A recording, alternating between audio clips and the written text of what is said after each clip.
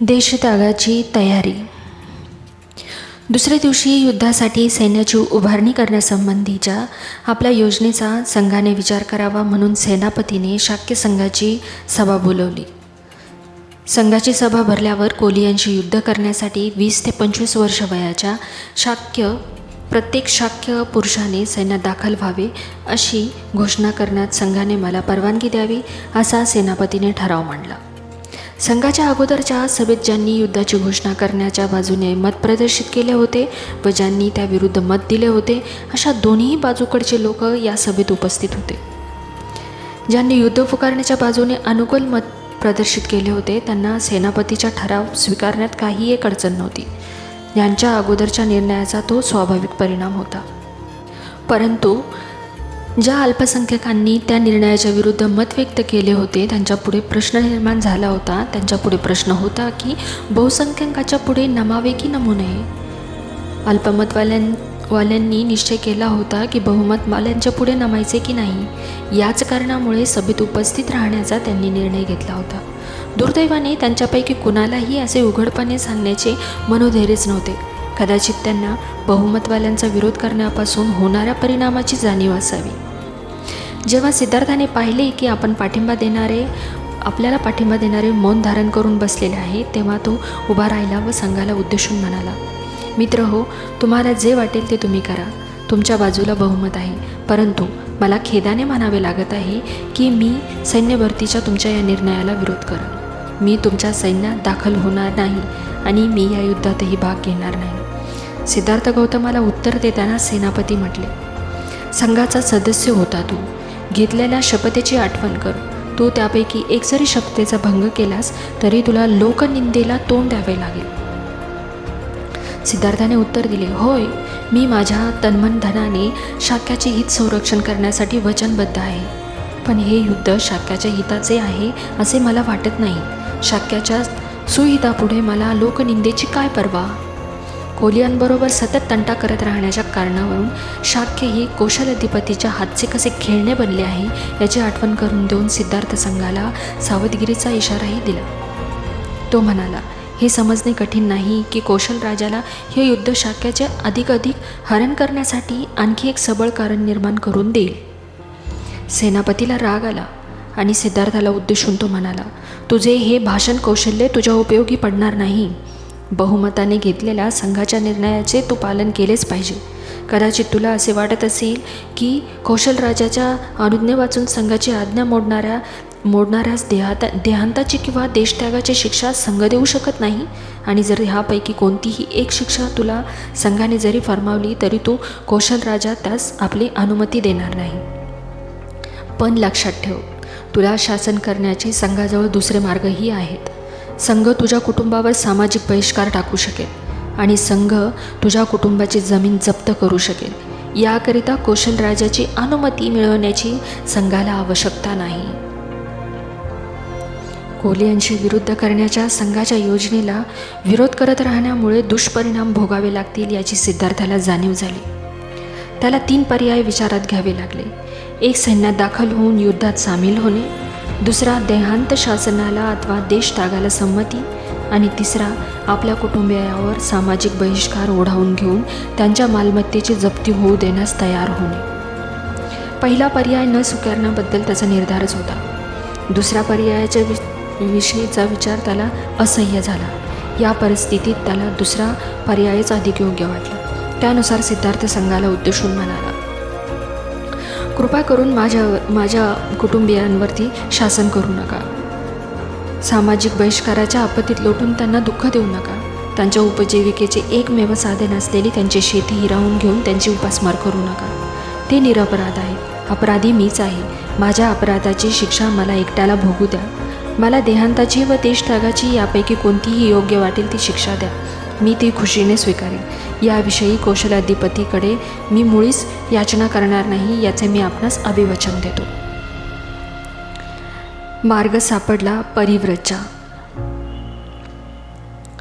सेनापती म्हणाला, तुझे म्हणणे मान्य करणे कठीण आहे. कारण जरी तू देहांताची किंवा देशत्यागाची शिक्षा भोगाव्यास स्वइच्छेने तयार झालास तरी ही गोष्ट कौशलाधिपती समजणारच. आणि तो असाच निष्कर्ष काढेल की ही शिक्षा संघानेच दिली आहे आणि त्यामुळे तो संघाला जॉबही विचारेल. सिद्धार्थ गौतम म्हणाला, हीच जर अडचण असेल तर मी एक मार्ग सुचवतो. मी पारिभाषिक होतो आणि हा देश सोडून जातो. तो एक प्रकारचा देशटागच होय. सेनापतीला वाटेल की हा एक चांगला मार्ग आहे. तथापि सिद्धार्थाला हा मार्ग कृतीत उतरता येईल किंवा नाही याबद्दल त्याला अद्यापही शंकाच होती. म्हणून सेनापतीने सिद्धार्थाला विचारले, तुझ्या आईवडिलांची आणि पत्नीची संमती घेतल्या वाचून तुला परिव्राजक कसे होता येईल? आपण त्यांची संमती मिळवण्याचा आटोकाट प्रयत्न करू, असे सिद्धार्थाने त्याला अभिवचन दिले. आणि तो म्हणाला, त्यांची संमती मिळो ना मिळो, हा देश त्वरित सोडून जाण्याचे मी आपणास वचन देतो.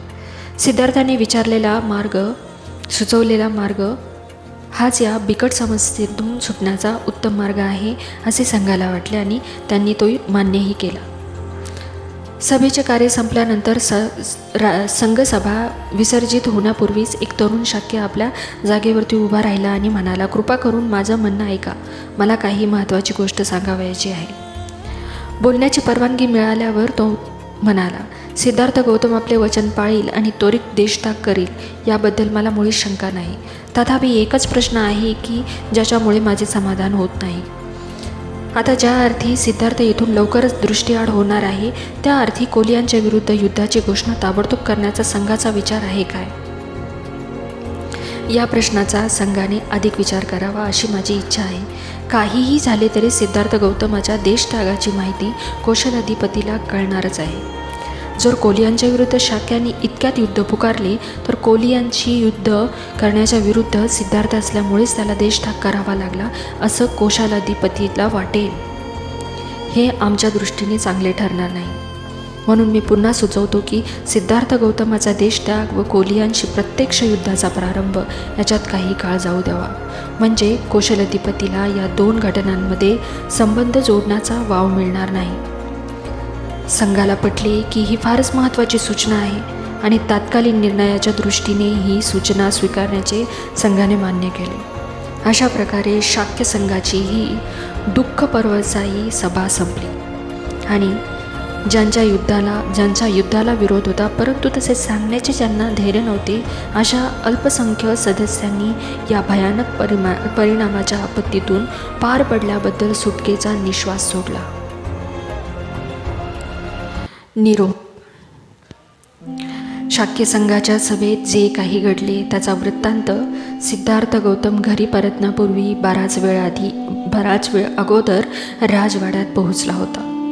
कारण घरी परतताच सिद्धार्थ गौतमाने पाहिले की त्याचे माता पिता रडत आहेत. ते फार दुःखमग्न झालेले आहेत. सिद्धोधन म्हणाला, आम्ही या युद्धाच्या परिणामाची चर्चा करत होतो, पण तू या थरापर्यंत जाशील हे मला कधीच वाटले नाही.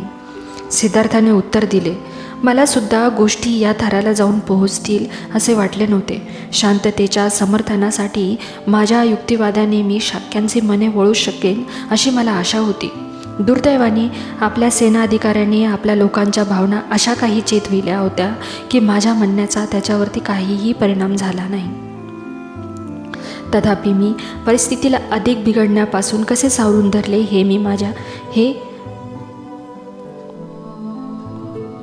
धरले हे आपल्या लक्षात आलेच असेल. सत्य आणि न्याय यापासून मी परावृत्त झालो नाही आणि सत्याचा आणि न्यायाचा मी पुरस्कार केल्यामुळे जे काही शिक्षा करण्यात येणार होती ती मी माझ्या स्वतःवरच ओढून घेण्यात यशस्वी झालो. शुद्धोधनाचे या योगाने समाधान झाले नाही. तो म्हणाला, आमचे काय होणार याचा तो विचारच केला नाहीस, पण मी याच कारणामुळे परिवाचक होण्याचे स्वीकारले. सिद्धार्थाने उत्तर दिले, शाक्यांनी जर तुमची जमीन जप्त करण्याची आज्ञा दिली असती तर त्याचा काय दुष्परिणाम झाला असता याचा पण आपण विचार करा. पण तुझ्याशिवाय आम्हाला या जमिनीचा काय उपयोग आहे? शुद्धोधन आक्रंदून म्हणाला, सगळ्या कुटुंबानेच हा शाक्याचा देश सोडून तुझ्याबरोबर अज्ञातवासात का जाऊ नये? रडत असलेली प्रजापती गौतमी शुद्धोधनाच्या म्हणण्याला साथ देत म्हणाली, हेच बरोबर आहे. तू आम्हाला अशा स्थितीत टाकून एकटा कसा जाऊ शकतोस? सिद्धार्थ म्हणाला, आई, तू क्षत्रियांची माता आहेस हे तू आजपर्यंत नाही का सांगत आलीस? हे खरे नाही का? मग तू धैर्य धरले पाहिजेस. हा दुःखावेग तुला शोभत नाही. मी रणांगणावरती जाऊन मेलो असतो तर तू काय केले असतेस? तू अशीच रडत बसली असतीस का? नाही, गौतमी उत्तरली. ते मरण क्षत्रियाला साजेसे झाले असते, पण तू आता अरण्यात जात आहेस, लोकांपासून अगदी दूर, हिंस्र पशूंसोबत राहण्याकरता. आम्ही इथे शांततेत कसे राहणार? मी तुला सांगते, तू आम्हाला तुझ्यासोबत घेऊन चल. मी तुम्हा सर्वांना कसा काय बरोबर नेऊ? नंदा अगदीच लहान मुलं आहे. माझा पुत्र राहुल नुकताच जन्मला आहे. त्यांना इथे ठेवून तू कशी येऊ शकतेस? सिद्धार्थाने गौतमीला विचारले. याने गौतमीचे समाधान झाले नाही. तिचे म्हणणे होते की आपण सर्वजण शाक्याचा देश सोडून कौशल अधिपतीच्या संरक्षणाखाली राहण्याकरता कौशल देशात जाऊन राहू शकू. पण आई, सर्व शाक्यजण काय म्हणतील? सिद्धार्थाने प्रश्न केला. याला ते देशद्रोह नाही का समजणार? शिवाय माझ्या परिव्रजेचे कारण कौशलाधिपतीलाही समजेल असं कायेने वाचेने कृतीत काहीही करणार नाही असं मी वचन दिलेले आहे. मला अरण्यात एकट्यालाच राहावे लागले हे खरे आहे, पण यात कुठले श्रेयस्कर आहे? अरण्यात राहणे की कोलियांच्या हत्येशी सहभागी होणे? पण ही घाई कशाला? शुद्धोधन मध्येच म्हणाला. शाक्य संघाने काही काळ युद्धाचा दिवस स्थगित करण्याचा निर्णय घेतला आहे. कदाचित युद्ध सुरूच होणार नाही. मग तू परिव्रजा का स्थगित करू नये? कदाचित तुला शाक्यात राहण्याकरता संघांकडून अनुज्ञा मिळण्याचेही शक्य आहे. सिद्धार्थाला ही कल्पना रुचली नाही. तो म्हणाला, मी परिव्रजा घेण्याचे वचन दिल्यामुळेच तर संघाने कोलियाच्या विरुद्ध युद्ध करण्याची स्थगिती केली आहे. मी परिव्रजा घेतल्यानंतर युद्धाची घोषणा मागे घेण्यास संघाला उपयुक्त करणे शक्य आहे. हे सर्व मी प्रथम परिव्रजा घेण्यावरच अवलंबून आहे. मी वचन दिले आहे आणि मी ते पुरे केलेच पाहिजे. वचनभंगाचे परिणाम आपणाला व शांततेच्या पक्षाला दोघांनाही भयानक ठरतील. आई, आता माझ्या मार्गात आड येऊ नकोस. मला आज्ञा दे आणि तुझे आशीर्वाद दे. जे घडत आहे ते चांगल्यासाठीच घडत आहे. गौतमी व शुद्धोधन स्तब्ध राहिले. सिद्धार्थ यशोधरेच्या महालात गेला. तिला पाहून तो स्तब्ध उभा राहिला. काय बोलावे, कसे बोलावे त्याला सुचेनासे झाले. यशोधरेने स्तब्धता भंग केली. ती म्हणाली, कपिलवस्तू येथे संघाच्या सभेत काय घडले ते सगळे मला समजले आहे. सिद्धार्थाने विचारले, यशोधरा, मला सांग, परिव्रजा घेण्याचा माझ्या निर्णयाबद्दल तुला काय वाटते? त्याला वाटले की ती मूर्छित होऊन पडेल, पण तसे काही झाले नाही. आपल्या भावनांवर संपूर्णपणे नियंत्रण ठेवून ती उत्तरली, मी आपल्या जागी असते तर आणखी दुसरे काय करू शकले असते? कोलियांच्या विरुद्ध युद्ध करण्याच्या कामी मी निश्चितपणे भागीदारीन झाले नसते. आपला निर्णय हा योग्यच आहे. माझी आपणास अनुमती आहे आणि पाठिंबाही आहे. मी सुद्धा आपल्याबरोबर परिव्रजा घेतली असती. मी परिव्रजा घेत नाही याचे कारण मला राहुलचे संगोपन करायचे आहे. असे झाले नसते तर फार बरे झाले असते, पण आपण धीट आणि शूर बनून प्राप्त परिस्थितीला तोंड दिले पाहिजे. आपल्या मातापित्यांच्या विषयी व आपल्या पुत्राविषयी आपण मुळीच काळजी करू नका. माझ्या शरीरात प्राण असेपर्यंत मी त्यांची देखभाल करन. ज्या अर्थी आपल्या जवळच्या प्रियजनांना सोडून आपण परिव्राजक होत आहात, त्या अर्थी आपण एक असा नवीन जीवनमार्ग शोधून काढा की तो सकल मानव जीवन जातीला कल्याणकारी ठरेल. हीच माझी केवळ इच्छा आहे. याचा सिद्धार्थ गौतमावर फार मोठा परिणाम पडला. यशोधरा किती शूर, धैर्यवान, उदात्त मनाची स्त्री आहे याची पूर्वी कधी न आलेली परिचिती त्याला आली. आणि अशी पत्नी लाभल्याबद्दल आपण किती भाग्यवान आहोत. आणि अशा पत्नीचा व आपला वियोग दैवाने कसा घडून आणला याची त्याला प्रथमच कल्पना आली. त्याने राहुलला आणण्यासाठी तिला सांगितले. पित्याच्या वात्सल्य दृष्टीने त्याने त्याच्याकडे पाहिले आणि तो निघून गेला. गृहत्याग. सिद्धार्थाने भारद्वाजाच्या हस्ते परिव्रजा घेण्याचा विचार केला. भारद्वाजाचा आश्रम कपिलवस्तूमध्ये होता. त्याप्रमाणे तो दुसऱ्या दिवशी आपला आवडता घोडा कंटक यावर आरूढ होऊन व आपला आवडता सेवक छन्न याला सोबत घेऊन आश्रमाकडे निघाला. तो जसजसा आश्रमाच्या जवळ आला तसतसे एखाद्या नवीनच येणाऱ्या नवरदेवाला पाहण्यासाठी यावी तसे अनेक पुरुषांनी बाहेर येऊन त्याला भेटण्यासाठी दारापाशी एकच गर्दी केली. आणि जेव्हा ते त्याच्याजवळ आले तेव्हा ते आश्चर्यचकित होऊन त्याच्याकडे पाहू लागले व त्यांनी अद्भुत कमलांप्रमाणे हात जोडून त्याला वंदन केले. ते त्याच्या सभोवती उभे राहिले. त्यांची अंतःकरणे भावाकुल झालेली होती. जणू काही प्रेमाने प्रफुल्लित होऊन पण निश्चल नयनांनी ते त्याला प्राशन करत होते.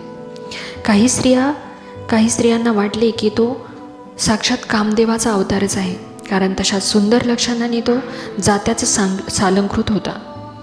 काहींना तर त्याची कोमलता व राजचर्या पाहून आपला दिव्य किरणांनी युक्त असा चंद्रच पृथ्वीवर प्रत्यक्ष उतरल्यासारखा असा भासत होता.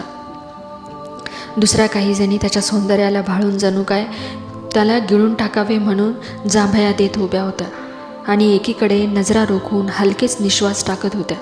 अशा प्रकारे स्त्रिया त्याच्याकडे नजरा लावून केवळ पाहत राहिल्या होत्या. त्याच्या मुखातून शब्द येत नव्हता की त्याच्या चेहऱ्यावर स्मितही येत नव्हते. परिव्रजा घेण्याच्या त्याच्या निर्णयाचा विचार करत दृढमूढ स्थितीत त्यांच्या भोवती त्या उभ्या राहिल्या.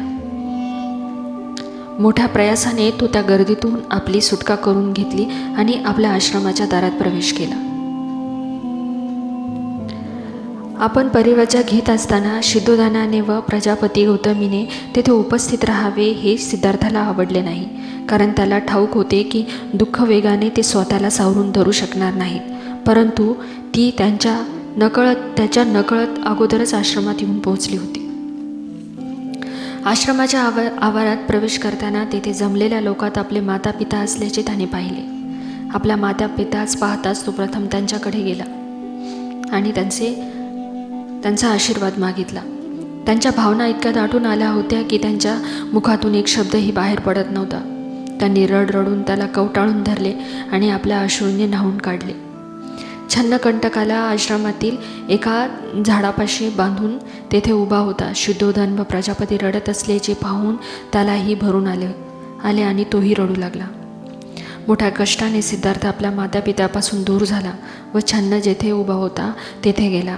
त्याला आपले कपडे आणि अलंकार घरी परत नेण्यासाठी दिले. त्याने परिव्रजकाला आवश्यक असे आपले मुंडन करून घेतले. त्याचा चुलत भाऊ महानामा याने परिव्रजकाला योग्य वस्त्रे, भिक्षापात्रे आणले होते. सिद्धार्थाने ते वस्त्र परिधान केले.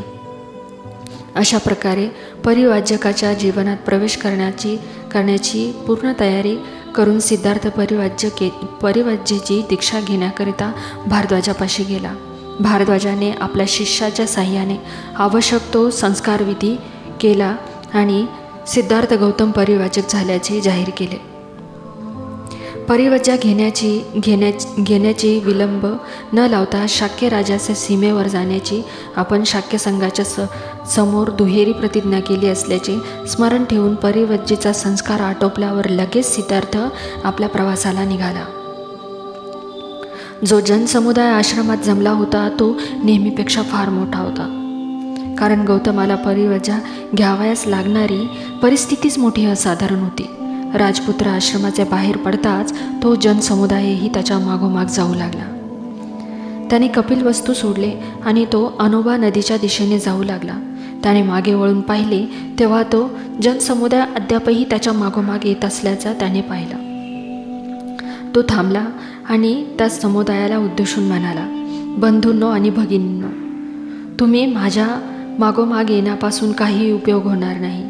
मी शाक्य आणि कोलियांमधील झगडा मिटवण्यात अयशस्वी झालो आहे, परंतु तडजोडीच्या बाजूने तुम्ही लोकमत तयार केले तर तुम्ही कदाचित यशस्वी होऊ शकाल.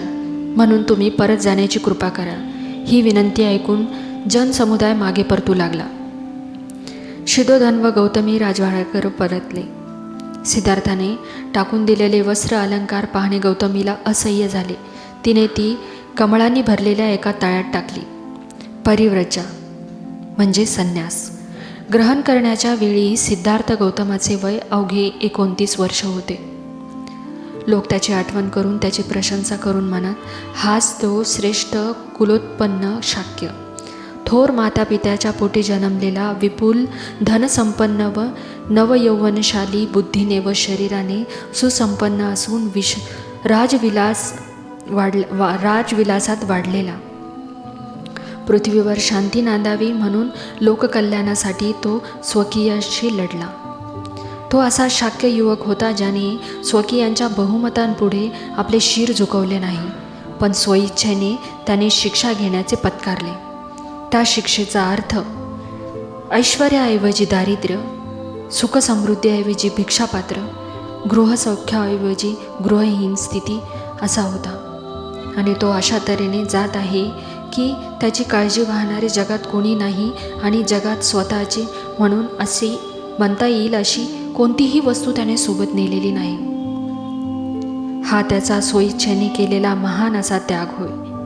हे त्याचे शौर्याचे व धैर्याचे कृत्य आहे. जगाच्या इतिहासात त्याला तुलना नाही. त्याला शाक्य मुनी अथवा शाक्य सिंह असेच म्हणावे लागेल. शाक्य कुमारी किसा गौतमींचे म्हणणे किती यथार्थ होते. सिद्धार्थ गौतमाच्या संबंधी तिने म्हटले होते की धन्य त्याची माता, धन्य त्याचे पिता ज्यांनी अशा पुत्राला जन्म दिला, धन्य ती पत्नी जिला असा पती लाभला.